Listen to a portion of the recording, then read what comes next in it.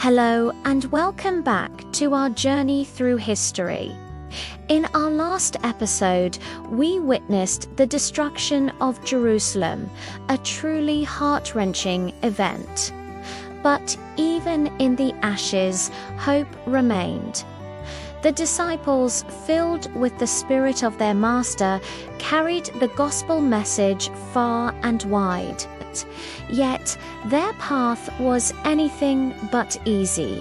Today, we delve into the story of the early church and the fierce trials they faced. The prophecies Jesus gave his disciples weren't just about Jerusalem's fall. He also foretold centuries of persecution for his followers. He warned them, "You will be hated by all for my name's sake." And for hundreds of years, this prophecy was a grim reality. The Roman Empire, known for its relative tolerance of different faiths, saw Christianity as a direct threat. Why? Because Christians declared allegiance to another king, Jesus, and refused to participate in the emperor worship that was so central to Roman identity. The early believers were accused of the most terrible things. They were called atheists for not worshipping the Roman gods. Their quiet, separate meetings were twisted into rumors of secret, wicked ceremonies. They were blamed for every disaster, famine, disease, earthquakes. If the Tiber River overflowed or the Nile didn't, the cry was, "Throw the Christians to the lions." They became the scapegoats for a society's fears and frustrations. Despite their peaceful lives and unwavering loyalty as citizens, they were seen as rebels, a disruptive force within the empire. They were stripped of their possessions, driven from their homes. Many sealed their faith with their lives. They faced unimaginable trials in public amphitheaters, thrown to wild beasts, or subjected to cruel tortures. All for the entertainment of the masses. They were hunted like animals, forced to hide in desolate places, in caves and catacombs beneath the hills outside of Rome. These underground tunnels, stretching for miles, became their homes, their churches, and their final resting places. But here is the incredible part. This relentless persecution didn't stamp out the faith, it fueled it. Believers, facing the loss of everything, held onto their hope in the resurrector of the dead. They went to their deaths not with fear, but often with joy and songs of praise, their faces lit with a divine peace. They knew that to lose this life for Christ was to gain an eternal one. As one Christian writer, Tertullian, famously said, "The blood of Christians is seed."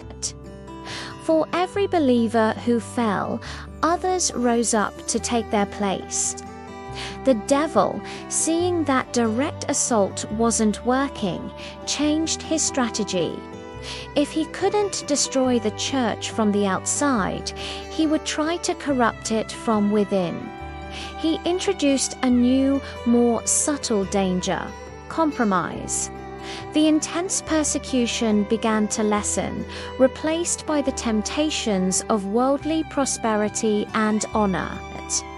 Now, instead of facing lions, Christians faced the allure of government positions, wealth, and social acceptance. This was a test of a different kind.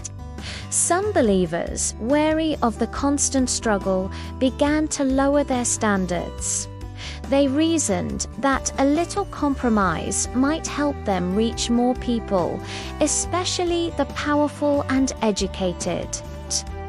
They started blending Christian teachings with pagan philosophies, hoping to make the faith more appealing to the Romans. The simple purity of the gospel began to be clouded by human traditions and ceremonies. The church, once a distinct and separate body, started to look more and more like the world it was meant to transform. Leaders within the church began seeking power and position, forgetting the humble servant leadership that Jesus had modeled. The focus shifted from inner holiness to outward observance. Instead of relying solely on Christ, people began to look to the church and its leaders for salvation. This gradual shift was deceptive. It didn't happen overnight. It was a slow, quiet drift away from the core truths of the gospel. This period teaches us a powerful lesson. The church is often strongest not when it is popular and accepted, but when it is facing adversity. The trials purified the believers, weeding out those who were not fully committed. They were forced to rely completely on God, and their faith shone brightly against the darkness of the world. But when the pressure eased, the temptation to compromise, to blend in, became the church's greatest enemy. Even in this time of creeping compromise, there were always faithful souls who held fast to the original teachings of the apostles. They refused to bend to the new customs and traditions. They understood that the truth of God's word was non-negotiable. They cherished the simple faith that had been passed down to them and were willing to remain a small, often overlooked minority rather than sacrifice their convictions. These were the true successors of the apostles, carrying the torch of truth through a darkening age. The story of the early church is a testament to the enduring power of faith. It shows us that God's truth cannot be extinguished, whether by the sword of persecution or the subtle poison of compromise. It reminds us to be vigilant, to constantly check our own hearts and beliefs against the unchanging standard of the Bible. The challenges may look different today, but the fundamental struggle between truth and error, between faith and compromise, continues. Thank you for joining us for this chapter in our ongoing story. The struggles of the early church lay the groundwork for major shifts in the centuries to come, as we'll explore in our next episode. If you found this story insightful, please like, share, and subscribe to our channel for more. We appreciate your support and look forward to seeing you next time.